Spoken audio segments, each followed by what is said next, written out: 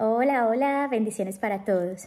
Bueno, estoy feliz de retomar con ustedes los estudios bíblicos, estar aquí de regreso y como les decía el lunes en nuestro envío en las redes sociales, les decía que esta semana vamos a estudiar el libro de Malaquías.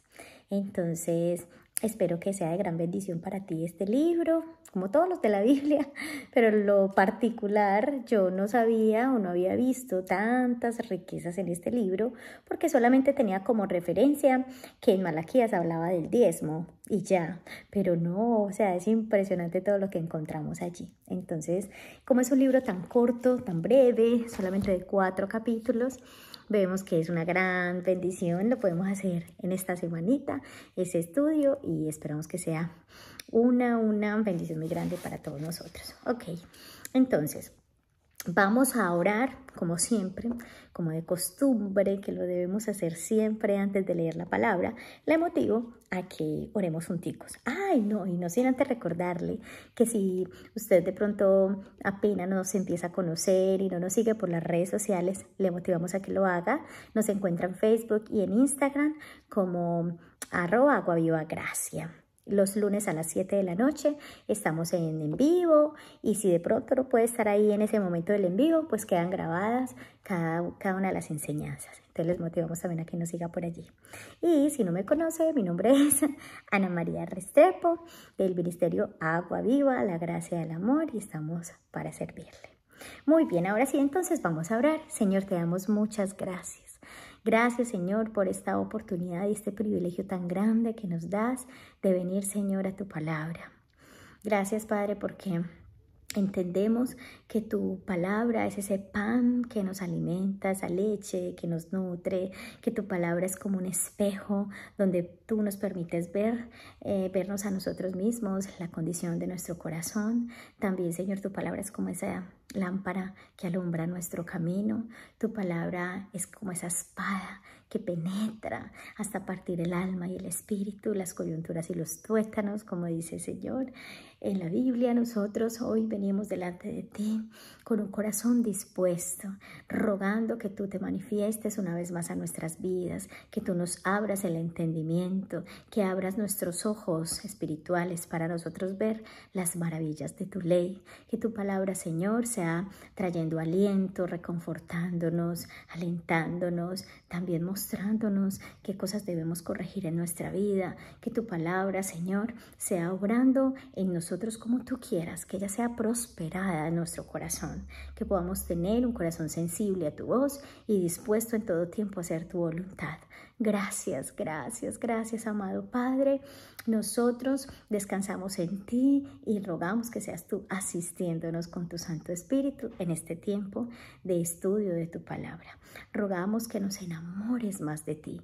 Por eso, Señor, venimos día a día a leer tu palabra, a escuchar tu voz, porque queremos conocerte más. Te bendecimos a ti, Rey de los siglos, precioso Dios, en el nombre del Padre, del Hijo y del Espíritu Santo. Hemos orado y te damos gracias. Amén y amén. Muy bien, como introducción, entonces, a este libro de Malaquías, empecemos por el significado del nombre de Malaquías. Malaquías significa mi mensajero o el mensajero del Señor. Malaquías es el último libro del Antiguo Testamento. Nosotros vemos que en la Biblia hay muchos profetas, hay 16 profetas. Hay unos que se les llaman profetas mayores y otros profetas menores. Malaquías es uno de los profetas menores. No es porque sea de menor importancia, sino porque el mensaje de Malaquías fue más corto a comparación del profeta de los profetas mayores, como por ejemplo Isaías. Isaías es uno de los profetas mayores porque su contenido del mensaje es más extenso, tiene 66 capítulos, mientras que Malaquías tiene 4 capítulos, ¿cierto? Entonces por eso se les llama profetas mayores, profetas menores. Malaquías fue el último profeta en escribir en el Antiguo Testamento. Este libro cierra el canon del Antiguo Testamento y a partir de ahí ya hay 400 años de silencio, donde ningún profeta se volvió a pronunciar. Hasta ya en el Nuevo Testamento vemos que empieza a predicar Juan el Bautista, preparándole el camino al Señor, ¿cierto? Entonces, el libro de Malaquías forma un puente entre el Antiguo y entre el Nuevo Testamento. Bien importante tener esto en cuenta. Cuando leamos Malaquías, veámonos a nosotros mismos como el destinatario de este mensaje. Este mensaje de Malaquías estaba destinado para el pueblo de Israel, el pueblo de Dios. Hoy nosotros somos ese pueblo de Israel, somos esos hijos de Dios, ese pueblo escogido. Entonces este mensaje es para nosotros. Dice, me estoy apoyando en la Biblia Diario Vivir, esta Biblia de estudio que en lo personal ustedes saben que me gusta mucho. Entonces dice, examine, al leer este libro, examine su nivel de compromiso con Dios, la sinceridad de su adoración y la dirección de su vida. Luego permita que Dios restaure su relación con Él por medio de su amor y de su perdón. No, hay un comentario pues acá en esta Biblia, me llamó mucho la atención, se los compartí. Datos importantes. Entonces, ¿quién escribió este libro? Malaquías. Sabemos que toda la Biblia es inspirada por Dios. Entonces, Dios es el autor, ¿cierto? Pero quien lo escribió y por medio de quien Dios nos habló fue por Malaquías. Ahora, los destinatarios, el pueblo de Israel. Vemos como marco histórico o el contexto histórico de que Malaquías fue el último profeta del Antiguo Testamento. Él es contemporáneo con Nehemías. Y vemos que él predicó después de Ageo y Zacarías. ¿En qué tiempo? La fecha de escritura, más o menos en el año 430 a.C. En este tiempo, el pueblo de Dios estaba por un lado, por una parte, estaban contentos porque ya no estaban en cautiverio. Ellos habían estado cautivos en Babilonia. Bueno, ya no estaban en cautiverio, ya estaban en su pueblo, en Judea. Ya habían reconstruido el templo cuando el primer líder, Zorobabel, los llevó, porque fue en 3 grupos que ellos fueron llevados a Judea cuando salieron de ese cautiverio. Entonces Zorobabel los lleva al principio, el primer grupo los lleva con Zorobabel, y ahí es donde restauran el templo y empiezan entonces con los sacrificios y restauran todo estos rituales. Muy bien, en el segundo grupo ya los lidera Esdras. De hecho, tenemos un libro en la Biblia que se llama Esdras. Y en el tercer grupo está Nehemías. También tenemos un libro de Nehemías. Resulta que Nehemías va y restaura los muros, las murallas de Jerusalén. Ya habían restaurado el templo, luego restauraron las murallas. Las murallas son muy importantes o eran muy importantes para las ciudades porque eso les daba protección del enemigo, que cuando viniera el enemigo ellos estuvieran protegidos por esas murallas. Entonces Nehemías fue y restauró estas murallas, pero luego regresó a su trabajo, que él era copero del rey, como vemos en el libro de Nehemías. Entonces se cree, por los estudiosos, nos dicen que Malaquías escribió en el tiempo de que Nehemías se fue nuevamente a su trabajo. Y con los años, Nehemías regresa otra vez a Judea y les da las mismas exhortaciones que les había hecho Malaquías. Entonces son como contemporáneos. Bueno, este es más o menos el contexto cultural. También vemos que, bueno, por esa parte ellos estaban contentos, ya tenían el templo y tenían las murallas. Pero por otra parte estaban muy desanimados. ¿Por qué? Porque por medio del profeta Isaías, de Jeremías, de Miqueas, Dios les había dado promesas. Y entre esas promesas, Dios les había dicho que iba a enviar un Salvador, que iba a venir el Mesías. Les hablaba de ese reino glorioso. Y ellos eran esperando ese Salvador. Y espera y nada que llega. Entonces llegó un momento donde ellos pensaron, Dios se olvidó de nosotros, Dios ya no nos ama, y estaban perdiendo ese ánimo, esa pasión por Dios, y ya digamos que su vida de fe ya era más mecánica, ya era más por costumbre, ya no lo hacían de corazón. Entonces aquí, en este libro, vamos a ver Dios cómo les habla a ellos y cómo los exhorta también y los llama al cambio.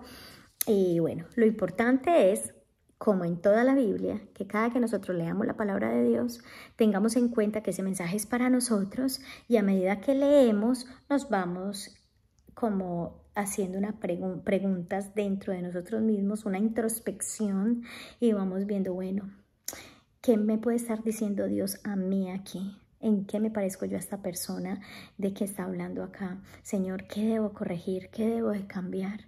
O si hay personajes que nos inspiran, Señor, yo quiero ser como esta persona. Y si hay alguien que cometió una falla y usted no la ha cometido, Señor, guárdame de cometerla, guárdame de cometer ese pecado. O si de pronto lo está haciendo, Señor, me identifico tanto con esta persona, perdóname, yo también estoy haciendo lo mismo, ¿cierto? Entonces, todo lo que está escrito en la Biblia es para nuestro provecho, nos lo dice en Romanos capítulo 15, y toda la escritura es inspirada por Dios y es útil para enseñar, para redarguir, para corregir, para instruir en justicia, a fin de que el hombre de Dios sea perfecto, enteramente preparado para toda buena obra.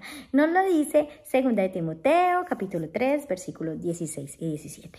Ok, vamos entonces a comenzar nuestro estudio del libro de Malaquías. Dice así, les voy a leer, en la Reina Valera, dice: profecía de la palabra de Jehová contra Israel por medio de Malaquías. Yo os he amado, dice Jehová, y dijisteis, ¿en qué nos amaste? ¿No era Esaú hermano de Jacob? Dice Jehová, y amé a Jacob, y a Esaú aborrecí, y convertí sus montes en desolación, y abandoné su heredad para los chacales del desierto. Cuando Edom dijere, nos hemos empobrecido, pero volveremos a edificar lo arruinado, así ha dicho Jehová de los ejércitos. Ellos edificarán, y yo destruiré, y les llamarán territorio de impiedad, y pueblo contra el cual Jehová está indignado para siempre. Ahí les leí del versículo 1 al versículo 4. Aquí vemos cosas importantes. Primero que todo, nos dice en el verso 1 que es una profecía contra Israel. O sea, que es una profecía digamos que de advertencia, de enojo. Es algo en contra, algo que el Señor está demandando de ellos, que el Señor le molesta y dice, es una profecía en contra, no a favor, en contra. Pero me llama la atención que en el versículo 2, Él empieza diciéndoles, yo les amo. Yo les amo, a pesar de que les va a dar una exhortación y Dios nos va a decir, mira, esto me está molestando, esto me enoja, esto me duele, lo que estás haciendo. Antes de todo eso, lo primero que el Señor nos dice es, te amo, te amo. Y nosotros nunca podemos dudar del amor de Dios. Y aquí también nos da a nosotros una muy buena forma de cuando vamos a manifestarle algo a nuestros hijos o a otras personas, algo de los vamos a exhortar, de pronto a llamar al cambio o a decirles, mira, esto no me gusta. Siempre resaltemos el sentimiento bueno que tenemos hacia ellos. Los amamos porque queremos que las cosas mejoren. O sea, siempre hablar algo bueno antes de dar la corrección. Entonces aquí Dios, antes de corregirlos, lo primero que les dice es, yo los amo. Y lo tenaz que vemos acá es que el pueblo responde, ¿y en qué nos amaste? Es decir, el pueblo de Dios estaba dudando del amor de Dios. ¿De verdad nos amas? ¿En serio? Pues no parece. Y seamos sinceros, ¿cuántas veces usted y yo en un momento de presión, de dolor, de necesidad, de estar en esos desiertos, desánimos, hemos llegado a pensar que quizás Dios no nos escucha, que Dios está como lejos, o hemos llegado a dudar del amor de Dios? Y esto no lo podemos permitir, no podemos permitir que esto anide en nuestro corazón. La forma más grande, extrema, maravillosa, preciosa en la que Dios nos mostró su amor fue cuando envió a su Hijo a morir por nosotros. En la Biblia dice en Juan 3:16, dice, de tal manera amó Dios al mundo que dio a su único Hijo para que todo el que en él cree no se pierda, mas tenga vida eterna. Entonces, la forma más grande en la que Dios nos pudo demostrar que nos amaba fue cuando envió a Jesucristo a morir por nosotros. Y si tú y yo queremos meditar más en ese amor de Dios, entender cuánto nos ama Dios, Tomémonos diariamente unos minutos, un tiempecito para reflexionar, meditar en todo lo que padeció Jesucristo por amor a nosotros. Él siendo perfecto, sin mancha, sin pecado. Dios que habitaba allá en las alturas, recibiendo en todo tiempo la alabanza, la adoración de los santos, de los ángeles y todo esto. Y viene, toma la forma de hombre, habita en medio de nosotros y recibe bofetadas, lo escupen, le atraviesan el cuerpo su cuerpo con una lanza, le ponen una corona de espinas, le clavan sus manos y sus pies, le vuelven todo su cuerpo una llaga, le dan esos latigazos tan impresionantes, le descubren su desnudez, lo avergüenzan, lo menosprecian, en fin, se burlan de él. Todo lo que Él padeció por amor a nosotros. Entonces, muy, muy importante que todos los días tomáramos esos minuticos y dar gracias al Señor por esto. Muy bien, entonces Dios les dice, mira, aparte de Jesucristo, que ya eso lo sabemos nosotros, yo también te voy a mostrar de qué forma les he amado.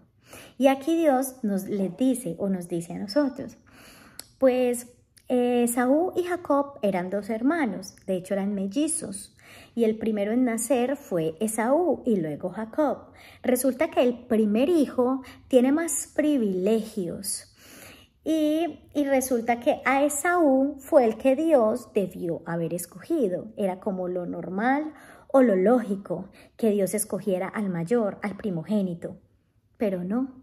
Dios dice, vea, yo les demostré que les amaba cuando escogí a Jacob. Él escogió al menor. ¿Y qué pasa con Jacob? La Biblia nos dice que Jacob era, bueno, de hecho, el nombre de Jacob quiere decir engañador. Y eso lo vemos claramente en la Biblia, cuando Jacob engañó a su padre, hizo las cosas a su manera. Entonces, a pesar del pecado de Jacob, a pesar de sus fallas, Dios lo eligió. Y luego Dios le cambia el nombre a Jacob y lo llama Israel. Pero entonces Él no dice acá, y amé a Israel, al nuevo hombre, al que ya le había cambiado su carácter, su corazón. No, Él dice, yo amé a Jacob. Entonces eso aplica para nosotros. A pesar de que somos pecadores, Dios nos ama.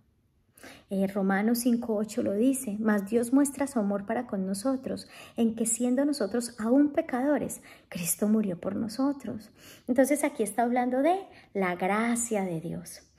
Y cuando dice a Esaú aborrecí, no está diciendo como tal que Dios lo odiaba, sino que en el original, en sí lo que quiere decir es que simplemente a Esaú no lo escogió. A él le plació escoger a Jacob como un patriarca de Israel, ¿cierto? Del pueblo de Dios. Entonces, eso es lo que quiere decir. Como cuando dice en la Biblia, los que aborrecen a Dios. Y no es que las personas digan, yo odio a Dios. No, bueno, no faltará de pronto el que lo diga. Pero no es que la persona diga abiertamente, yo odio a Dios. Pero cuando la persona no elige a Dios por encima de todo, cuando no elige obedecerle, adorarlo, servirle, al no elegir a Dios, es una forma de decirle te aborrezco, te desprecio. Entonces, bueno, continuemos, verso 5, dice, y vuestros ojos lo verán y diréis, sea Jehová engrandecido más allá de los límites de Israel. Aquí en el verso 5 vemos una promesa. Esta es una promesa donde está diciendo que el Señor será engrandecido más allá de los límites de Israel. Es decir, todas las naciones de la tierra lo van a adorar. No solamente el pueblo de Israel, sino que el nombre de Dios iba a ser conocido en todo el mundo. Y eso es lo que hoy se está viendo. Donde cuando Jesús le dijo a sus discípulos, vayan y prediquen a todas las naciones, vayan a todo lugar y prediquen mi nombre. Eso es que en todo lugar se ha predicado el nombre de Cristo, para que su nombre sea exaltado y glorificado, porque nos dice la Biblia que toda lengua confesará que Jesucristo es el Señor y toda rodilla se doblará delante de Él. Entonces, ya bien sea en vida, que la persona confiese, sí, hay un Dios todopoderoso que vino y se manifestó en carne a través de su Hijo, a través de Jesucristo. Entonces la persona lo recibe en su corazón y le rinde su vida, que es el ideal.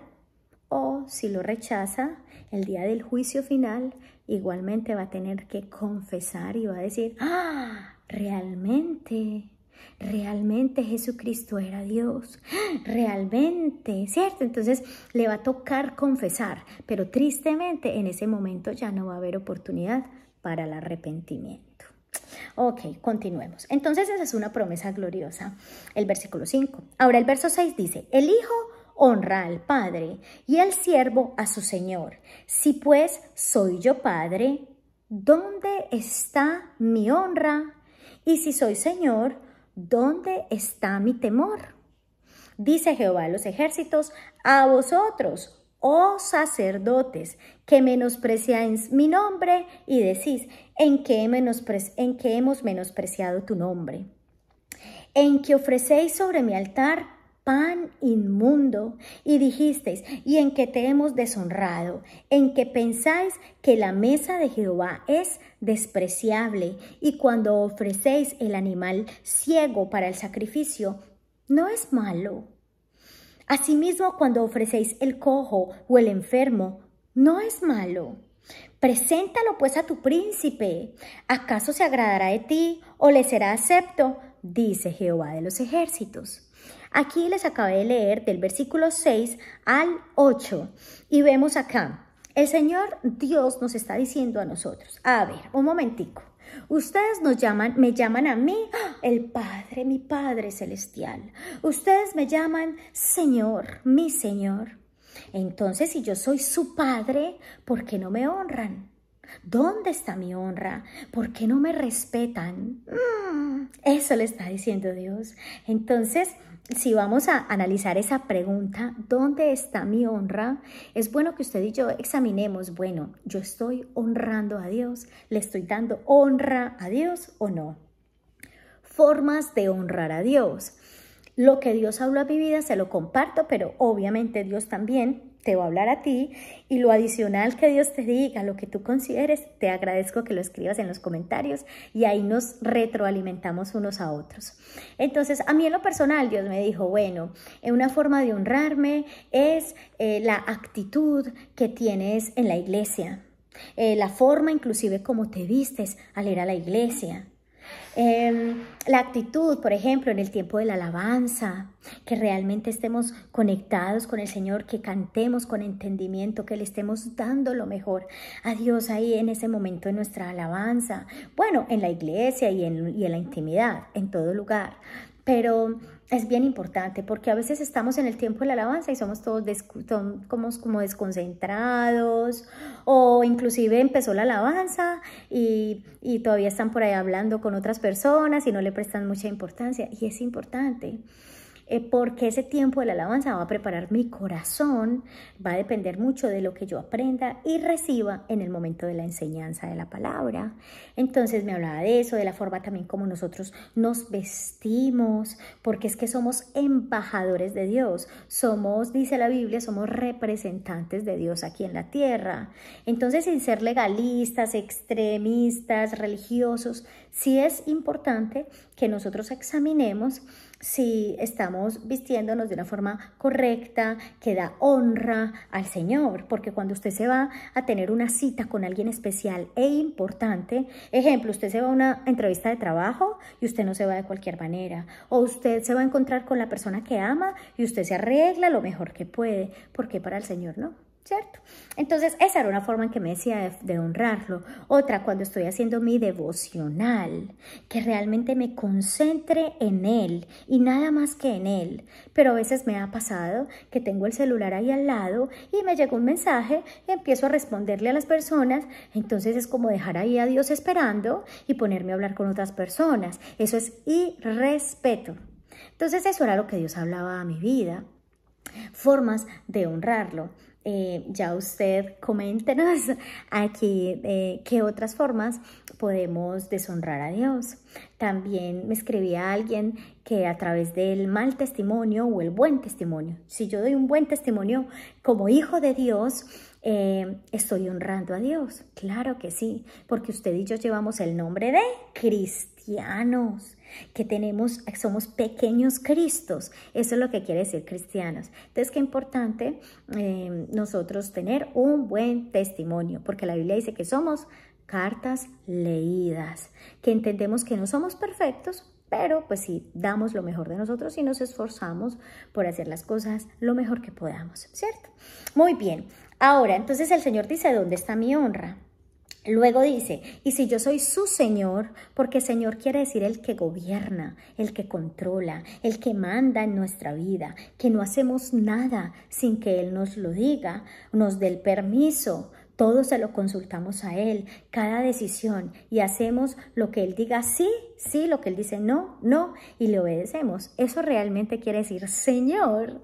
Entonces sí lo decimos muy a la ligera, pero muchas veces hacemos lo que nos place, ¿cierto? Entonces ahí nos dice, si yo soy su Señor, ¿dónde está mi temor? Es muy, muy importante el temor de Dios. De hecho, aquí en el canal de YouTube, usted va a ver en nuestro canal donde dice playlist, donde están las listas de reproducción, y usted va a ver que hay un estudio del temor de Dios.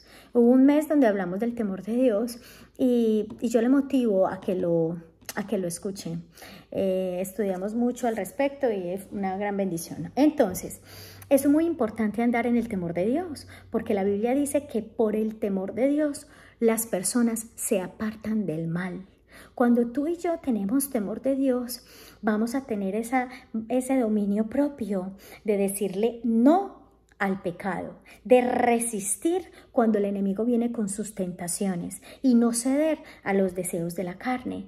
Entonces, el temor de Dios también me lleva a ser consciente de la presencia de Dios. ¿Qué quiere decir? Que cuando tú y yo somos personas temerosas de Dios, entonces vamos a tener presente siempre que Dios nos está observando, nos está escuchando, Él sabe lo que estamos pensando, sintiendo. Entonces no vamos a estar muy pendiente de que fulano o fulana no me vea, ay, que nadie me vea, ay, que voy a hacer esto y que nadie me vea. No, porque sabemos que Dios sí nos está viendo. Entonces, si usted va a hacer un comentario de fulana o de fulano y esa persona no está ahí, pues tenga presente que Dios sí lo está escuchando. Entonces, cuando tenemos ese temor de Dios, vamos a guardarnos más en santidad, vamos a tener una vida más agradable a Dios, y es importante andar en el temor de Dios. Dios habla más de que le temamos a que lo amemos. La Biblia tiene más versículos que hablan de que debemos de temer a Dios, inclusive más que de amar a Dios. Impresionante, porque el uno lleva al otro. Cuando tú y yo empezamos a crecer en el conocimiento de Dios, cuando estudiamos la palabra de Dios, empezamos a conocer más y más a Dios y empieza a haber en nosotros más temor de Dios, porque le vamos a conocer a plenitud, no a medias, solamente conociendo uno que otro aspecto, no, ya usted empieza a conocerlo de una manera más integral cuando estudia verdaderamente la Biblia. Eso le va a dar temor de Dios y a la vez también le va a apasionar más su corazón de amor por Él. Usted le va a amar más y le va a ser más fácil obedecerle por amor, no por miedo, por amor.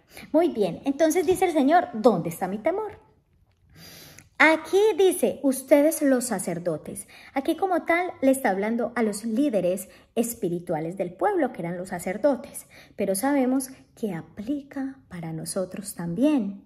Aunque no seamos, no sé, pastores, líderes espirituales o así, pues sí o sí somos influencia en este mundo, o a eso nos ha llamado Dios. Primero, Él dice, ustedes son sacerdotes, linaje escogido, real sacerdocio, nación santa, pueblo escogido por Dios, para que anuncien las virtudes de aquel que los llamó, de su luz admirable, algo así. Lo dice en 1 de Pedro 2:9. Entonces, dice que somos real sacerdocio. Y también la Biblia nos dice que nosotros somos luz y sal en este mundo. La Biblia nos dice que nosotros estamos llamados a marcar la diferencia, a vivir como es digno del Evangelio. Entonces usted en su casa es influencia, en su trabajo es influencia, en donde quiera que usted vaya, usted está llamado a ser ese líder, que de pronto alguien, quiero un consejo, quiero que alguien ore por mí, que alguien me dé un consejo, que usted sea un referente, porque saben que la palabra de Dios mora en usted, que Cristo mora en usted, que usted es una persona guiada por el Espíritu Santo. Entonces, dice, ustedes los sacerdotes están menospreciando mi nombre. Entonces, aquí también podemos analizar menospreciar el nombre de Dios. Y aquí nada más en este capítulo, 1, 2, 3, 4, 5 veces en este capítulo habla del nombre de Dios. Está diciendo, es que mi nombre es grande, mi nombre es temible, mi nombre es grande, ustedes menosprecian mi nombre. Y el Señor habla mucho de eso, de que nosotros debemos honrar el nombre de Dios. Dice la Biblia, debemos amar el nombre de Dios, debemos conocer el nombre de Dios. Es muy, muy importante. Usted y yo llevamos el nombre de Dios porque nos llamamos cristianos. Llevamos a Cristo en nosotros, llevamos ese nombre y ese nombre debe de pesar en nuestras vidas. Es una gran, gran responsabilidad también. Entonces, aquí en el canal de YouTube también tenemos una lista de reproducción que se llama Los Nombres de Dios. Y hay algunos nombres 13 que hemos subido. Vamos a seguir subiendo otros nombres de Dios. Qué importante que usted se tome los minuticos para escuchar la explicación de cada nombre, qué es lo que quiere decir. Porque así vamos a conocer a Dios de una manera más completa. Es bien importante. Entonces, el nombre de Dios. Ahí nos podemos preguntar, Señor, muéstrame si yo estoy menospreciando tu nombre. ¿En qué áreas de mi vida? ¿Con qué actitudes? ¿De qué manera puedo estar menospreciando tu nombre? Muéstrame si te estoy fallando en esto y ayúdame. Muy importante. Ok, luego dice, ustedes ofrecen sobre mi altar pan inmundo. Y estaba hablando de que el pueblo iba y presentaba sus ofrendas, sus becerros, sus animales donde los sacrificaban para expiación de los pecados o las ofrendas que llevaban. Y Dios había ya establecido en Levítico la forma, la manera en que debían presentar estos sacrificios, no de cualquier manera. Decía, lo que me presenten tiene que ser sin mancha, sin defecto, deben presentarme lo mejor. Y aquí dice que el pueblo le estaba llevando el animalito que estaba enfermo, cojo, que estaban defectuosos. Dice, el ciego, el cojo, el enfermo, se los llevaban.